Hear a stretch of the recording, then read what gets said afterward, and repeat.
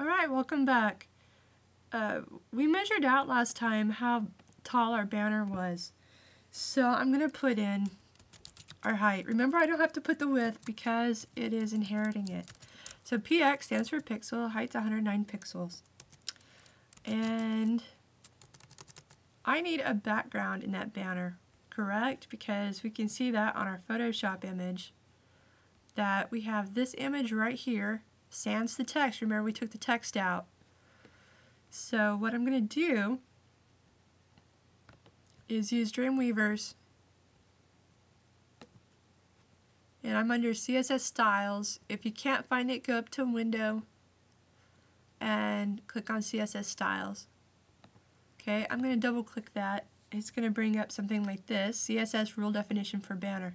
I'm going to go Background. I'm going to browse for the background image, which I named Banner. And background repeat, no repeat. Background attachment is going to be scroll. Background position is going to be left, top. Okay, I can push apply or I can push OK. And it puts in this code for me.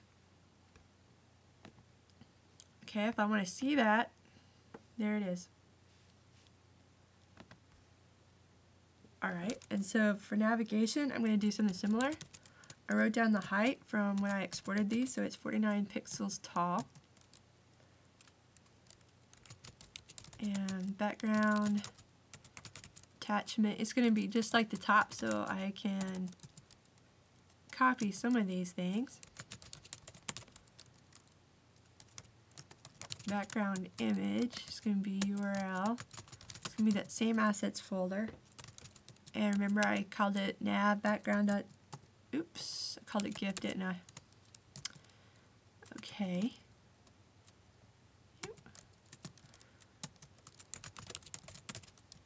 Background repeat. No repeat. Background position left top. Okay. I'm going to go Control S and save often. It has to be saved for it to show up over here. If you don't save, it's not going to show up correctly. Alright. So that's coming along, isn't it? Now we're at the very top of the content block. Very, very tip top. And the height is only 32 pixels, which is pretty small. Background attachment is scroll.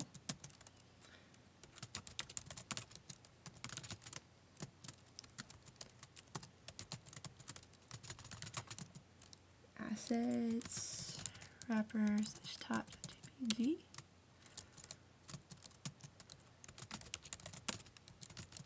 And again, we're not going to repeat. Let's see. We can only have one background image per div. So that's why these divs end up nested on people's websites. If that makes any sense. So now we got the very tip top, and let's just keep going.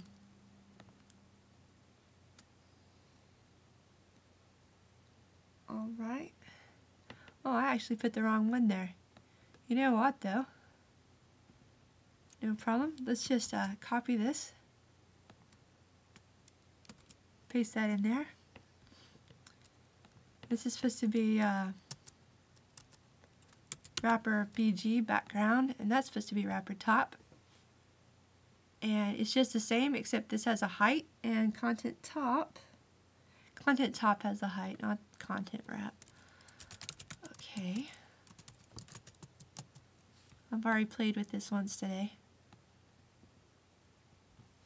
so that I could go really fast here, because if I stop and think, I'd be all day uploading videos to YouTube, and you guys would get bored and wander off. So I have a wrapper. That's the content box. That's my big shoe box I'm putting all the content stuff into. I have the content top. That's a little bitty thing at the top with these two humps. Now I need the content bottom. And it's going to be the same as content top, because remember I just flipped that image. So it's going to be the same height. And everything's going to be the same, except instead of this being named top, it's going to be named BTM for bottom. If I can type it. And there it is. It looks like that for right now because we have no text. And then for our footer, again, remember I wrote down all of those handy measurements onto my blueprint.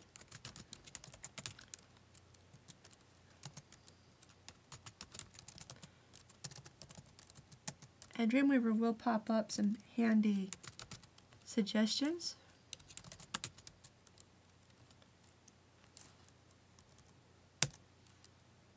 And even allow you to browse. Oops.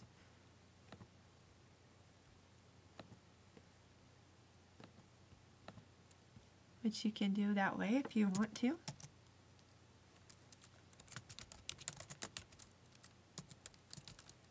Or you can use some copy and paste.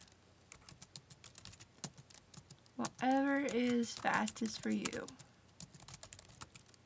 You'll find as you get used to this method of building, you'll get faster.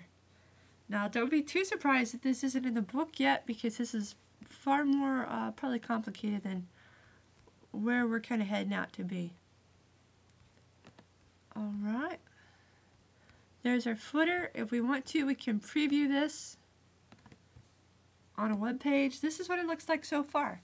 So we have a long way to go, right? We need text right here. We need text over here. I need a navigation bar, another navigation bar, some content, and a footer. So, you know, I don't know about all this white space. You know, what could we do about all the white? We could put in some sort of background. I think stripes are nice. So I went out to Stripe Generator 2.0 and I wanted a nice striped background that would tile.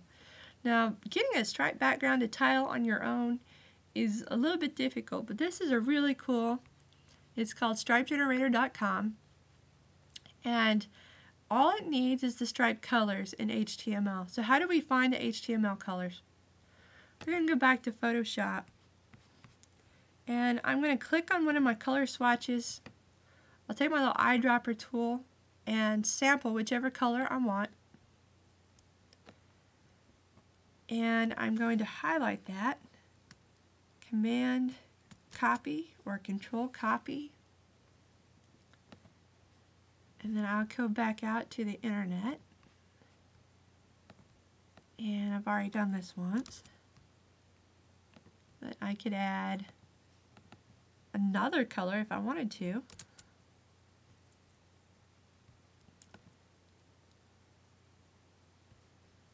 Which probably won't change things much since it's the same darn color. Let's add a different one.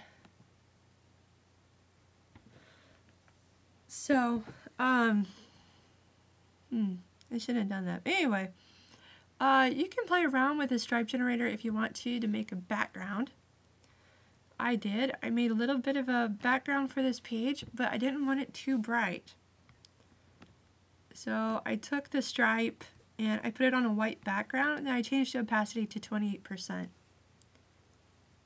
So I'm running out of time here, but let me see if I have time to go up to my body tag. Body, background, I'm going to browse, choose, background repeat is going to be repeat.